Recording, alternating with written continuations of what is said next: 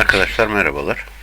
Şimdi bugün ABD'de tatil, piyasalar erken kapanacak. Saat 9 gibi kapanış olacak. Yarın tekrar devam edecek. E, Bugün o yüzden önemli bir veri yok. Yarına bakalım. Yarın PMI verisi var. Çarşamba günü toplantı tutanakları var. Bugün de önemlidir. Bu veri önemli bir veri. Piyasa şu anda elip yüksek faiz artışını fiyatlıyor. O yüzden tutanaklarda özellikle bu kısım aranacak. Bu veri o yüzden önemlidir. Perşembe günü büyüme verisi var.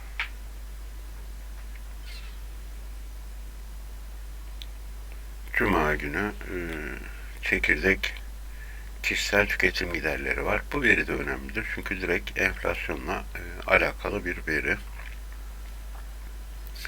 Şimdi bir de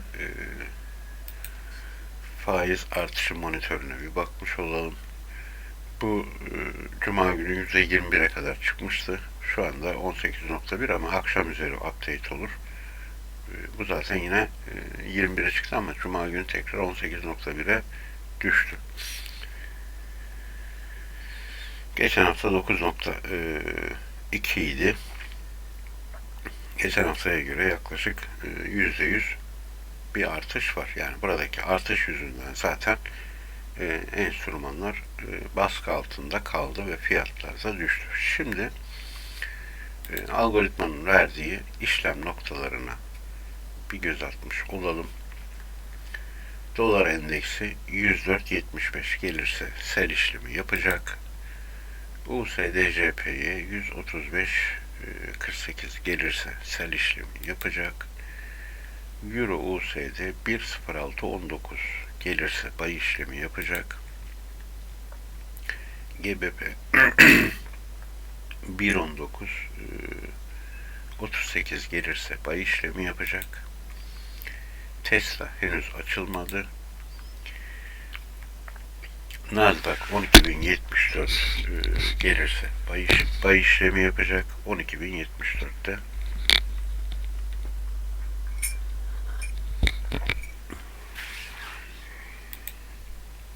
S&P 500 4015 gelirse buy işlemi yapacak. Bitcoin 23.701 gelirse buy işlemi yapacak. Ethereum 1604 gelirse buy işlemi yapacak. AVAX 19.77 gelirse buy işlemi yapacak. Matic 1.40 gelirse buy işlemi yapacak. DOT 7.02 gelirse buy işlemi yapacak. Ons altın 1820 gelirse buy işlemi yapacak. Gümüş 21-25 gelirse buy işlemi yapacak.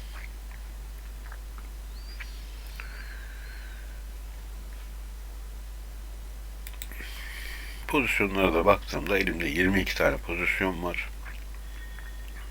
Yaklaşık 250 euroya kadar da şu anda havuz zarar etmiş görünüyor. Şimdi bunların içerisinde dediğim gibi en önemlisi benim için gümüş. Bu gümüş onsu ilk fırsatta kapatacağım. Gümüşü kapattıktan sonra diğerleri beni çok etkilemeyecek zaten. Burada görünen sıkıntı yaratan tek varlık gümüş. Tabi bunun olabilmesi için de önemli bir ABD verisinin kötü gelmesi gerekiyor. Bugün için söyleyecek başka bir şey yok. Bu videoda bu kadarlık olsun. Şimdilik herkese kolay gelsin. İyi çalışma.